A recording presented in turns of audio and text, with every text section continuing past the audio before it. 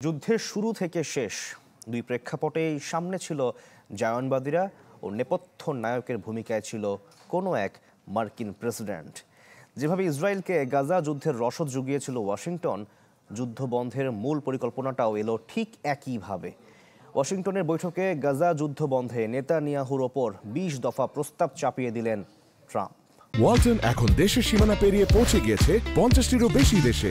ওয়ালটন, ঘরে ঘরে বিশ্বজুড়ে। যারা যুদ্ধ শুরু করেছিল ২ বছর আগে, যারা দিয়েছে মদদ, বিপুল প্রাণহানি আর ধ্বংসলীলা চালানোর পর তারাই দিল শান্তি প্রতিষ্ঠার পরিকল্পনা আর সম্মতি।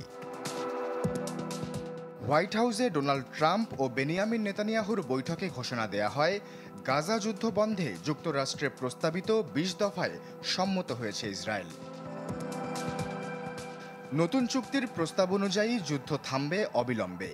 পরবর্তী ৭২ ঘন্টার মধ্যে মুক্তি দিতে হবে জীবিত ইসরায়েলি জিম্মিদের, ফিরিয়ে দিতে হবে নিহতদের মরদেহ।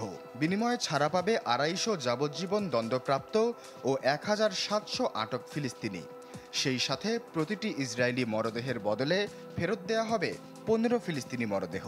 এক কথায় বন্দি আর মরদেহ বিনিময়েই শুরু হবে এই শান্তির খাতা।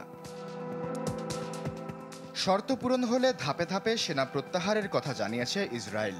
এ সময় কার্যক্রম তদারকি করবে আন্তর্জাতিক পর্যবেক্ষক বাহিনী।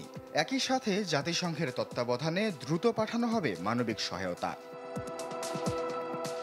শান্তি প্রস্তাবে আরও আছে হামাসকে নিরস্ত্রীকরণের শর্ত। চুক্তি হলে অস্ত্র নামাতে হবে হামাসকে, ভেঙে ফেলতে হবে অস্ত্র, রকেট কারখানা আর ভূগর্ভস্থ সুড়ঙ্গ। আর ভবিষ্যতে গাজার প্রশাসনে কোনো ভূমিকা থাকবে না হামাসের। হামাসের পরিবর্তে কার হাতে উঠবে গাজার শাসন, সে উত্তরও আছে ২০ দফা প্রস্তাবে। এতে বলা হয়, গাজার অস্থায়ী শাসন চালাবে এক টেকনোক্র্যাটিক দল নিরপেক্ষ কর্তৃপক্ষ। এর ওপর নজরদারি রাখবে নতুন আন্তর্জাতিক সংস্থা বোর্ড অব পিস। চেয়ারম্যান থাকবেন প্রেসিডেন্ট ট্রাম্প নিজেই, আর এতে থাকবেন সাবেক ব্রিটিশ প্রধানমন্ত্রী টনি ব্লেয়ারও। তবে হামাসের পক্ষ থেকে এখনও মেলেনি আনুষ্ঠানিক সম্মতি। এর আগে সংগঠনটির এক শীর্ষ নেতা বলেন, যে কোনো চুক্তি হতে হবে ফিলিস্তিনির স্বার্থ রক্ষার ভিত্তিতে।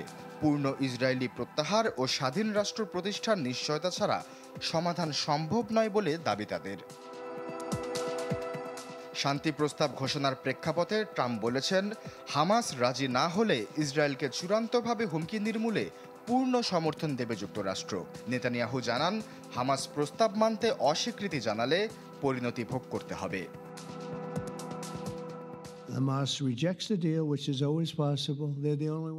আমার মনে হয় হামাসের কাছ থেকে একটি ইতিবাচক উত্তর আসবে, কিন্তু যদি সেটি না হয় তাহলে আমি নেতানিয়াহুকে বলবো, তাদের সরাতে আপনার যা করতে হবে তাতে পূর্ণ সমর্থন দেবে যুক্তরাষ্ট্র।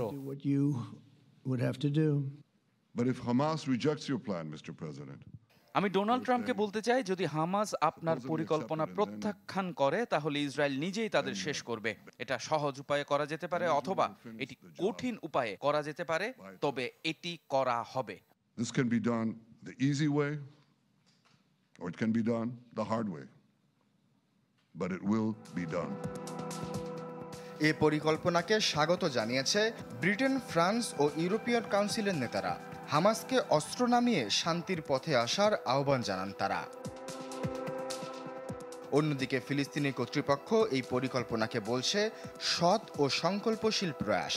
যুদ্ধের সমাপ্তি ও মানবিক সহায়তা নিশ্চিত করতে যুক্তরাষ্ট্র ও আঞ্চলিক দেশগুলোর সাথে কাজ চালিয়ে যাবার আশ্বাস দেন তারা। আশ্বাস চৌধুরী, চ্যানেল 24।